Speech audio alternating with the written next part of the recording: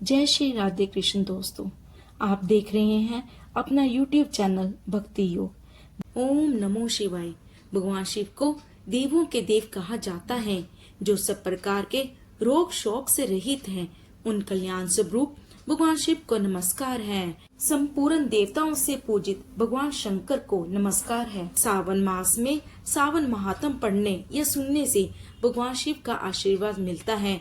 तो आइए सुनते हैं सावन महात्म का चौथा अध्याय धारण पारण व्रत। भगवान शंकर ने ब्रह्मपुत्र से कहा, हे ऋषिवर, अब मैं तुम्हें धारण पारण व्रत के बारे में बताऊंगा। पूर्व प्रतिपदा तिथि को पुण्यवाचन करने के बाद मेरा व्रत धारण करना चाहिए। एक दिन धारण और दूसरे दिन पारण करना चाहिए। धारण में उपवास तथा पारण में भोजन विहित है। मास की समाप्ति पर उद्यापन करना चाहिए। श्रावण मास की समाप्ति पर कीर्तन पुण्यवाचन कराकर आचार्य तो दूसरे ब्राह्मणों का वरण करना चाहिए। भगवान शंकर और माता पार्वती की सोने की प्रतिमा को घट के ऊपर स्थापित करना चाहिए। रात्रि में भक्ति पूर्वक शिव महापुराण का श्रवण कीर्तन आदि करके रात्रि जागरण करना चाहिए। प्रातःकाल हवन करना चाहिए। त्र्यंबके यजा में मंत्र से तिल और चावल की आहुति देनी चाहिए।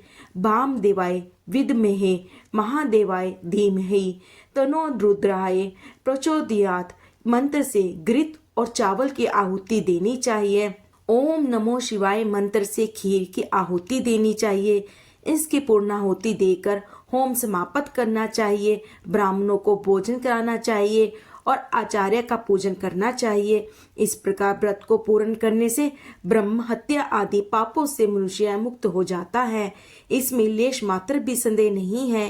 हे सनत कुमार, अब तुम श्रावण मास में उपवास की विधि सुनो। श्रावण मास की प्रतिपदा तिथि को मनुष्यों एवं स्त्रियों को संयमात्मा एवं जितेंद्रिय होकर व्रत का संकल्प करना चाहिए। अमावस्या के दिन लोगों को वृषभध्वज भगवान महादेव का षोडोपचार विधि से पूजन करना चाहिए।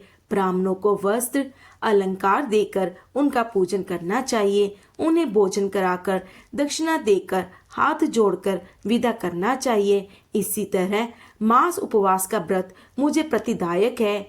1,00,000 संख्या वाली रुद्रवती विधि से करनी चाहिए। इस विधि को हे सनत कुमार ध्यान पूर्वक सुनो। यह संपूर्ण सिद्धियों को देने वाली है। साधारण रुई की 11 बत्तियां निर्मित करे। यह बत्तियां रुद्रवती नाम से जानी जाती हैं। श्रावण मास के प्रथम दिन इस विधि से संकल्प करें। श्रावण मास में देवों के देव महादेव हैं। मैं भक्ति पूर्वक गौरीश की 1,00,000 बत्तियों से आरती करूंगा। यह संकल्प कर प्रतिदिन 1,000 बत्तियों द्वारा पूजन करना चाहिए। व्रत की समाप्ति पर 71,000 बत्तियों से आरती करनी चाहिए। या प्रतिदिन 3,000 बत्तियों से आरती कर अंतिम दिन 13,000 बत्तियों से आरती करनी चाहिए। या एक ही दिन में 1,00,000 बत्तियों से आरती करनी चाहिए। यह बत्तियां मुझे सबसे अधिक प्रिय हैं। इनको शुद्ध घी में ही प्रज्वलित करना चाहिए। इसके बाद सदाशिव का पूजन करके कथा सुननी चाहिए। सनत कुमार भगवान रुद्र से बोले, हे महादेव, मुझे अब आप यह बताने का कष्ट करें कि इस व्रत का प्रभाव क्या है, इस व्रत को किसने किया है और इस व्रत के उद्यापन की विधि क्या है। ये सब बातें विस्तार पूर्वक मुझसे कहिए। भगवान शिव ब्रह्मपुत्र सनत कुमार से बोले, तुमने जो मुझसे पूछा है उसको मैं तुम्हें बताता हूँ। ध्यान पूर्वक सुनो।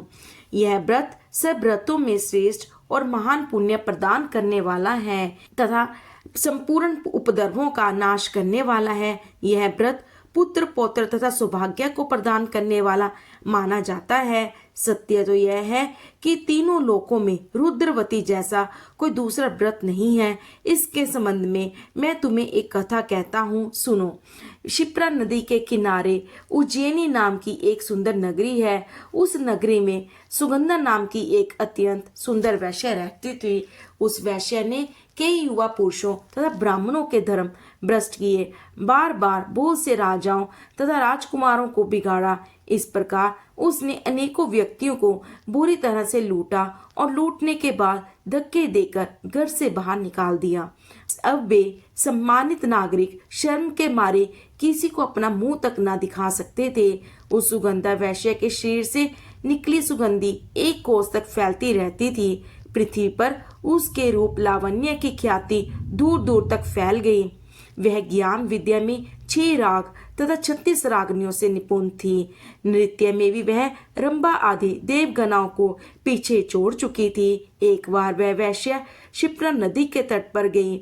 वहां उसने सब और ऋषियों को देखा। कुछ ब्राह्मण स्नान कर रहे थे तो कुछ भगवान शिव या भगवान विष्णु की अर्चना कर रहे थे। उसने वहां ऋषि वशिष्ठ को देखा। उनके दर्शन मात्र के प्रभाव से उस वैश्य की बुद्धि परिवर्तित हो गई। उसका मन वैश्य के जीवन तथा विषयों से हट गया। वह वैश्य महर्षि वशिष्ठ के चरणों में गिरकर अपने पाप कर्मों के नाश का उपाय पूछने लगी। सुगंधा वैश्य ने कहा, प्रभु, मैंने आज तक बहुत पाप किए हैं। आप मुझे उन पापों से छुटकारा दिलाने का कोई उपाय बताइए। महर्षि वशिष्ठ उस वैश्य की बात सुनकर बोले, तुम मेरी बात ध्यान पूर्वक सुनो। तेरे पापों का नाश जिस पुण्य के करने से होगा वह सब उपाय तुम्हें बताता हूँ। तो वाराणसी में जाकर रुद्रवती नामक व्रत को कर। यह व्रत महान पुण्य देने वाला तथा शिव शंकर की भक्ति में मन को लगाने वाला है। इस व्रत के करने से तुम्हारी सद्गति हो सकती है। महर्षि वशिष्ठ के वचन सुनकर वह सुगंधा नामक वैश्या अपना खजाना, नौकरों व मित्रों को लेकर वाराणसी चली गई।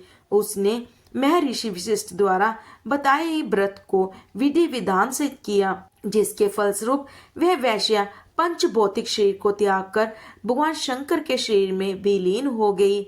जो भी स्त्री इस व्रत को जिस इच्छा को लेकर करती है उसे वह अवश्य प्राप्त होता है। हे सनंद कुमार, अब तो मनिक वृत्तियों का महात्म्य सुनो। मनिक वृत्तियों का व्रत करने से स्त्री मेरे चरणों की भागीदार बन जाती है। वह स्त्री महाप्रलयवन तक मेरी प्रिय होकर निवास करती है। अब मैं तुम्हें इस व्रत की पूर्ति के लिए इसके व्रतोद्यापन विधि बताता हूँ। इस व्रत को करने वाली स्त्री पार्वती सहित शंकर की प्रतिमा स्थापित करे। शिव पार्वती की प्रतिमा स्वर्ण की बनी होनी चाहिए तथा वृषभ की प्रतिमा चांदी की होनी चाहिए।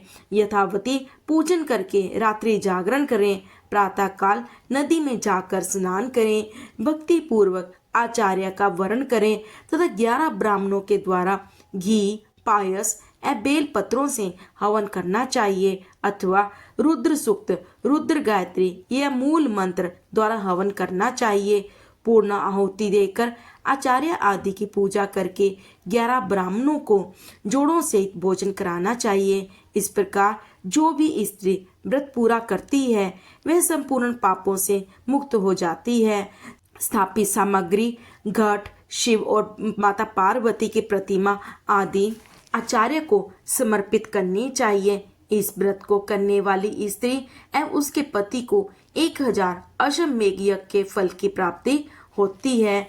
इस प्रकार श्री स्कंद पुराण के अंतर्गत ईश्वर सनंद कुमार संवाद में श्रावण मास महात्म में धारण पारण, मासोपवास, रुद्रवर्ती कथन नामक चौथा अध्याय पूर्ण हुआ। बोलो शिव शंकर भगवान की जय, माता पार्वती की जय।